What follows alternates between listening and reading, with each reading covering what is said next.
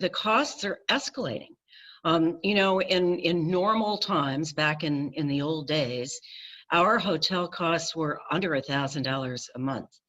And then in April, May, June, they began to be roughly $9,000 a month. It's $10,500 a month that we are averaging. These are costs at Interval House in Hartford. It does not include transportation or the cost of food. Domestic violence organizations statewide are seeing an increase in costs.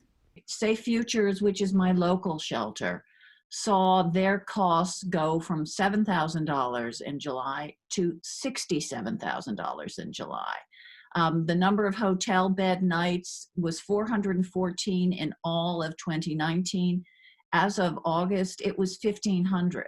The Connecticut Coalition Against Domestic Violence says they spent more than $340,000 on hoteling victims between March and August. That has been a real challenge because it's requiring advocates to be with individuals in shelters and then assisting individuals in hotels. And we do expect this is going to be an ongoing circumstance through 21. And so we're just continuing to work really hard to be responsive and keep people safe.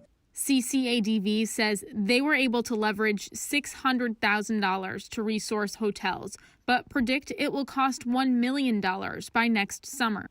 They're looking for up to $450,000 more.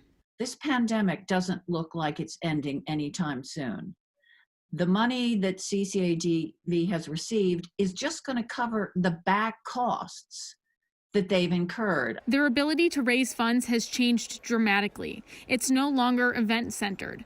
Organizations are reaching out to individuals, foundations, or sources they need directly. I think we all felt differently about it when we thought that maybe it was a very finite period of time. But the fact is that there is no light at the end of this tunnel yet. Which is why organizations say they need more government funding. The governor came up with $9 million for our performing arts. I think $400,000 to keep families and children safe is a small ask going forward.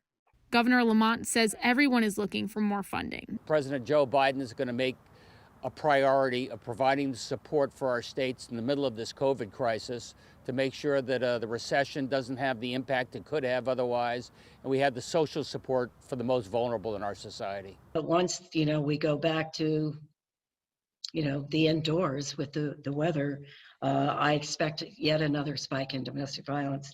And I don't have stories for you or numbers for you on this, but every single executive director across the state has said that they are seeing much more viciousness in the abuse that we're seeing and is reported. So,